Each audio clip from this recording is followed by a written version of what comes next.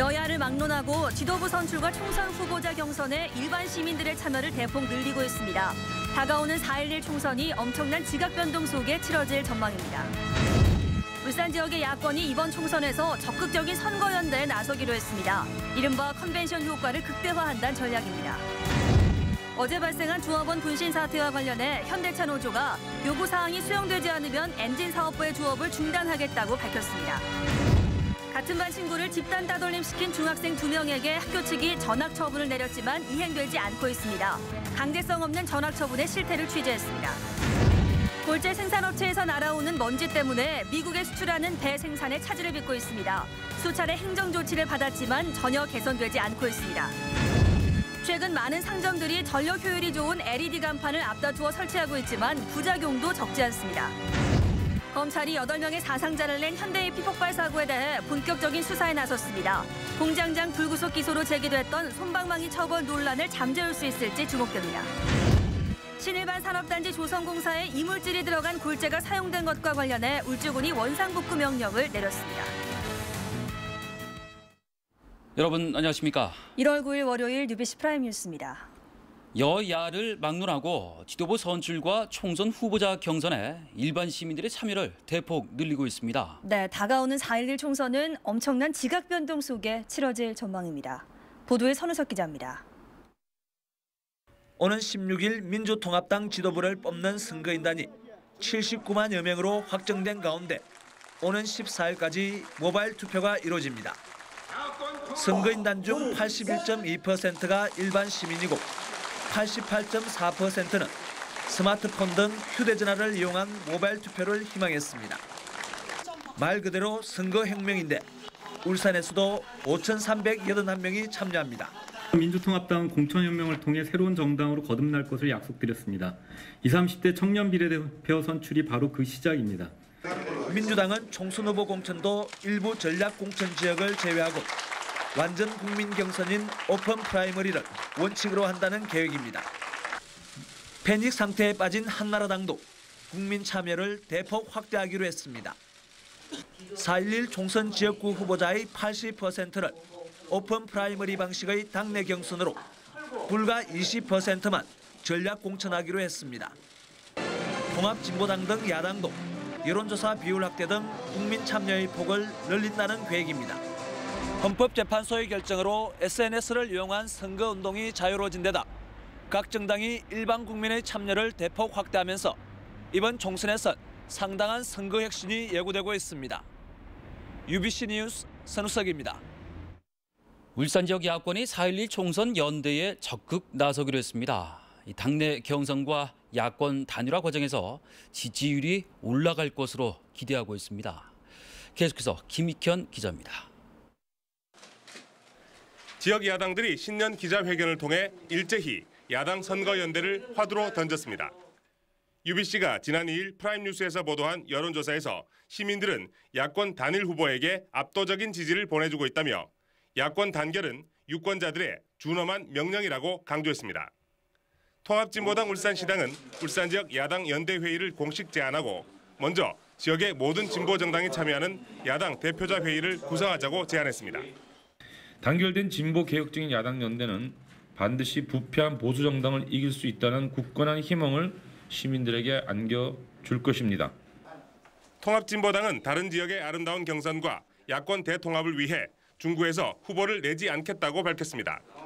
민주통합당 울산시당도 이미 야권은 2차례에 걸쳐 하나 된 적이 있다며 적극적인 연대에 나서겠다고 화답했습니다.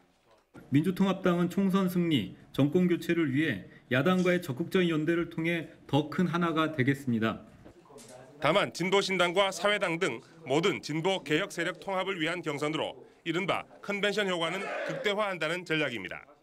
이에 따라 오는 15일 민주통합당 지도부가 구성되고 다음 달 3일 통합진보당 후보가 확정되면 야권의 선거연대가 본격화될 것으로 전망됩니다. UBC 뉴스 김익현입니다. 한나라당 정몽준 전 대표가 4.11 총선에서 서울 동작을에 재출마하겠다고 밝히면서 울산 출마설을 일축했습니다. 정 전 대표는 오늘 서울 여의도 63빌딩에서 가진 출판 기념회에서 이번 총선에서 한나라당의 승패 기준은 수도권 선거 결과에 있다며 동작을 출마를 준비하고 있다고 밝혔습니다. 정 전 대표는 또 수도권 선거가 어렵기 때문에 박근혜 비대위원장도 수도권에 출마한다면 본인과 당에도 좋은 선택이라고 본다고 덧붙였습니다. 다음 소식입니다. 현대자동차 노조가 조합원 분신과 관련해 회사 측에 조치가 없으면 엔진 공장 조업을 중단하겠다고 밝혔습니다. 분신 사건이 노사 갈등으로 번질 조짐을 보이고 있습니다. 이영남 기자가 보도합니다. 현대자동차 엔진 오브 매암 공장. 어제 정오쯤 특근을 하던 44살 신모 씨가 몸에 휘발유를 뿌리고 분신을 시도해 생명이 위독한 상태입니다. 신 씨는 지난 4일 엔진 품질과 관련된 문제점을 본사에 투고해 감사가 진행된 뒤 보복성 현장 통제를 당했다고 노조에 알렸고 노트북에 글도 남겼습니다. 현대차 노조는 신 씨가 관리자로부터 과도한 업무 통제를 받아 분신을 시도했다고 주장했습니다. 이번 사건은 명백한 노동 탄압이며 현장 통제가 비선엔 참사였습니다. 현대차 노조는 비상대책위원회를 구성하고 책임자 처벌과 대표이사의 공개 사과, 혁신팀 해체 등 6개 항을 요구했습니다. 노조는 회사 측이 요구사항을 수용하지 않으면 내일부터 엔진 사업부 조업 중단과 전체 공장의 잔업 거부에 돌입하겠다고 밝혔습니다. 이에 대해 회사 측은 출퇴근 시간 준수와 작업 중 근무지 이탈 방지 지적 등은 회사 고유의 관리권인 만큼 현장 탄압이라고 할 수 없다고 반박했습니다. 엔진 사업부는 전 공장에서 만드는 엔진을 생산하는 곳이어서 노사 대립이 장기화할 경우 생산 차질이 예상됩니다. UBC 뉴스 이영남입니다. 울산의 한 중학생이 같은 반 학생들에게 8개월 동안 집단 따돌림과 폭행을 당해왔습니다. 뒤늦게 진상조사를 벌인 학교 측은 심하게 괴롭힌 2명에게 전학 조치를 내렸습니다. 하지만 중학교는 의무교육이기 때문에 강제 전학이 불가능합니다. 하나마나한 징계란 논란을 피할 수 없을 것 같습니다. 김규태 기자가 취재했습니다.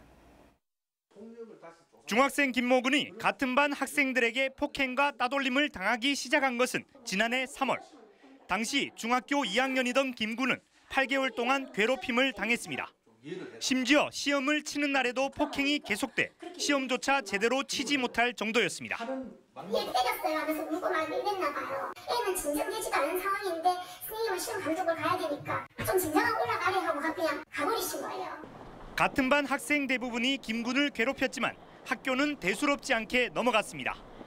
우리 반 전체가 두루빼고 36명 중에 그러면 34명이 때린 적이 있다는 거예요. 그렇죠. 다니면 했더라면. 문제가 불거지자 학교 측은 지난해 10월 뒤늦게 진상조사를 벌여 가해 학생 2명은 전학을, 6명은 봉사명령을 내렸습니다. 가해 정도가 상대적으로 약한 6명은 봉사명령을 이행했지만 전학 조치를 받은 가해 학생들은 여전히 학교를 다니고 있습니다. 중학교는 의무교육이라는 이유 때문입니다. 고졸이 이전이 안 된 상태에서 전학할 생각이 없는 사람을 강제로 은퇴시킨다. 그런 게 교육이 대상이 맞춰서 초등학교 같은 경우는 어려운 거지. 교육당국의 소극적인 대처와 하나만한 징계, 피해 학생만 2중 3중의 고통을 당하고 있습니다. UBC 뉴스 김규태입니다.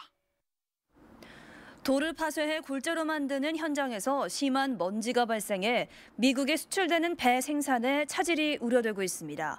여러 차례 행정 조치가 내려졌지만 개선되지 않고 있습니다. 이다루 기자가 취재했습니다. 울주군 온산읍 신일반 산업단지 인근의 골재 생산업체.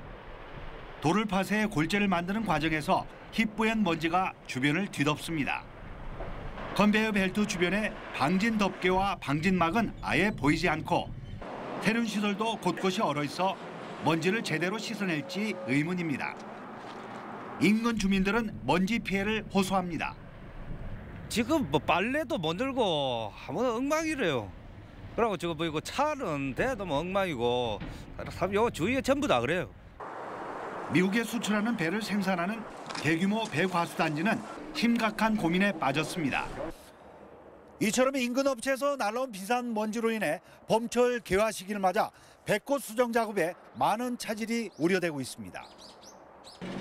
이 업체는 그동안 4차례에 걸쳐 행정 조치를 받았지만 개선은 되지 않고 있습니다. 낙찰받고 준비를 좀 급하게 하다 보니까 돈도 실제로 좀 투자도 많이 되고 해서 뭐 여기 그 펜스 친다든지 뭐 이런 것들까지 이제 하려는 여력이 계속 안 되다 보니까 이딴 행정 조치에도 불구하고 계속되는 작업으로 먼지로 인한 피해는 갈수록 심해지고 있습니다. UBC 뉴스 이다루입니다.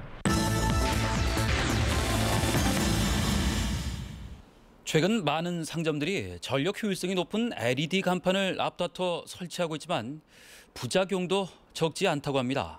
윤경재 기자가 취재했습니다.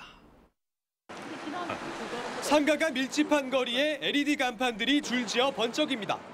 전력 효율성이 높은 데다 LED 간판은 정부의 전력 사용 제한 조치에서 제외돼 있어 최근 인기가 치솟고 있습니다. 한 번은 됐죠. 요거 하나 하는데 뭐 40만 원 정도. 아 그래요? 문제는 대부분의 LED 간판들이 추가로 세워진다는 것. 기존 간판은 그대로 쓰면서 LED 간판을 보조 간판으로 세워 전력 사용량을 줄이기는커녕 오히려 더 쓰는 것입니다. 대부분 돌출 간판으로 설치하는 것도 문제입니다. 또 돌출 간판은 지면과 3m 이상 간격을 두고 설치해야 하지만 일부 상점들은 이렇게 손이 닿을 만큼 낮게 설치하고 있습니다. 이게 위치가 너무 낮게 설정돼 있다 보니까는 이렇게 나오면서 안전상의 위험도 좀 많을 것 같아서. 규격에 따라 신고나 허가를 받아야 하지만 무작정 설치하다 보니 생기는 일입니다. 허가 받고 설치하신 겁니까? 사실상 전력 사용은 늘어나고 시민 안전까지 위협하는 LED 간판들이 대책 없이 늘어만 가고 있습니다. UBC 뉴스 윤경재입니다. KTX 울산역의 선로 변환기가 또다시 고장나 승객들의 불안감이 커지고 있습니다. 한국철도시설공단에 따르면 지난 7일 오전 6시 30분쯤 하행선 선로 변환기 검지 회로가 고장나 통과 열차가 승객들이 열차를 타고 내리는 승강장 선로를 지났습니다. 철도시설공단은 알 수 없는 장애로 고장이 발생해 고장 원인을 파악하고 있다며 언제쯤 정상 가동될지는 알 수 없다고 밝혔습니다. KTX 울산역의 선로 변환기는 지난해 6월 3일 고장나 5개월 만인 지난해 11월 7일부터 정상 가동됐지만 2개월 만에 또다시 고장이 났습니다. 지난해 8월 8명의 사상자를 낸 현대IP 폭발 사고와 관련해 울산지검이 본격적인 수사에 나섰습니다. 경찰과 고용노동부로부터 조사 내용을 넘겨받은 검찰은 회사 관계자들을 차례로 불러서 폭발 사고의 원인과 안전관리 부분을 집중 조사한 뒤 구속 기소 여부를 결정할 방침입니다. 한편 울산시 소방본부도 최근 국가산업단지에서 각종 사고가 잇따르자 폭발 화재 특별 소방안전 대책 추진에 나섰습니다.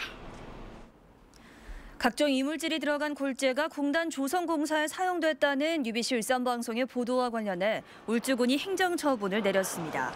울주군은 공장 부지 조성공사에 사용된 골재 시료를 채취해 전문기관에 검사를 의뢰한 결과 유기 이물질 함유량은 5%로 법적 기준치 1% 이하를 5배나 초과한 것으로 분석됐습니다. 이에 따라 울주군은 골재 납품업체에 대해 영업정지 1개월과 함께 과태료 500만 원을 부과하고 골재 철거 등 원상복구 명령을 내렸습니다. 현대자동차가 있는 울산은 높은 자동차 보유율과는 달리 수입차의 비중은 전국 최저 수준인 것으로 나타났습니다. 국토해양부에 따르면 지난해 말 기준 울산 지역의 자동차 등록 대수는 45만 6천 대로 시민 2.4명당 한 대꼴로 전국 최고 수준인 것으로 조사됐습니다. 반면 등록된 수입차는 6,300여 대로 전국 62만여 대의 1%에 그쳐 제주도 다음으로 가장 낮은 수준을 보였습니다. 남부경찰서는 오늘 여자 행세를 하며 인터넷 채팅 사이트에서 만난 남성으로부터 수천만 원을 받아 챙긴 27살의 박모 씨를 구속했습니다. 박 씨는 어머니의 주민번호로 인터넷 채팅 사이트에 가입한 뒤 지난해 5월부터 1년 동안 채팅을 통해 알게 된 39살의 이모 씨에게 다방 선불금을 갚아주면 결혼하겠다고 속여 35차례에 걸쳐 3,500만 원을 받아 챙긴 혐의를 받고 있습니다. 동부경찰서는 오늘 도박을 하다 돈을 잃자 상대를 위협해 잃은 돈을 빼앗은 36살 최모 씨 등 3명을 붙잡아 조사하고 있습니다. 최 씨 등 3명은 지난해 11월 경남 통영의 한 당구장에서 6명이 도박을 하다 돈을 잃자 휴대로 위협해 45살 김모 씨 등 3명에게 800만 원을 빼앗은 혐의를 받고 있습니다. 지난해 울산 지역에서 발견된 위조 지폐는 모두 26장으로 전년에 비해서 13% 줄어든 것으로 나타났습니다. 한국은행 울산본부에 따르면 지난해 발견된 위조 지폐는 5,000원권 16장, 5만 원권 7장, 만 원권 6장 등이었습니다. 울산본부 관계자는 위조 지폐가 줄고 있지만 컬러 프린트기를 이용한 5만 원권 위조 지폐는 늘고 있다고 설명했습니다. 다음은 간추린 뉴스입니다. 울산의 여성 지도자들이 한자리에 모인 2012 여성 신년 교류회가 오늘 롯데호텔에서 열렸습니다. 울산 여성 신년 교류회는 여성 네트워크 구축을 위해 지난 2005년 시작돼 8번째 계속되고 있습니다. 매주 월요일과 화요일에 울산시 의사당 1층에서 무료 생활법률 상담을 하게 될 무료법률 상담관 위촉식이 오늘 열렸습니다. 변호사 8명으로 구성된 무료 법률 상담관은 앞으로 시민들에게 무료 법률 상담 활동을 벌이게 됩니다. 울주군과 간절곶 화해 장목반은 오늘 울주난 신비디움 수출 행사를 가졌습니다. 중국 시장에서 인기를 끌고 있는 신비디움은 지난해에는 4억 7천만 원 상당인 14,400본을, 올해는 2억 2,700만 원 상당인 6,600본을 수출했습니다. 울산지방 맑고 포근한 날씨를 보이고 있습니다. 성경희 기상캐스터, 내일 날씨도 자세히 전해주시죠. 네, 오늘 아침 많은 지역이 영상권에 올라섰습니다. 활동하기 좋으셨죠? 내일은 낮 기온이 오늘보다 더 높습니다. 영상 8도까지 오르겠고요. 아침 기온은 오늘보다 조금 낮겠지만 큰 추위는 없겠습니다.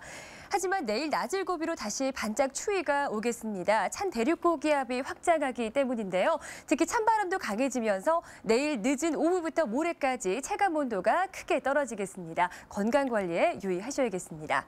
건조특보도 계속됩니다. 울산지방 벌써 닷새째 건조특보가 발효 중인데요. 내일도 불씨관리 철저히 하셔야겠습니다. 내일 고기압의 영향으로 하늘은 아주 맑겠습니다. 다만 전라남북도와 제주지방은 가끔 많은 구름이 지나겠습니다. 해상의 물결은 최고 2.5m로 조금 높게 일겠습니다. 하지만 내일 늦은 밤부터 동해상에 강한 바람이 불면서 동해남부 전 해상에 풍랑특보가 내려질 가능성이 높습니다. 반짝 추위는 모레까지 이어지겠고요. 금요일부터는 다시 평년 기온을 되찾겠습니다. 날씨였습니다. 사람은 특별한 것에 끌리게 되어 있습니다.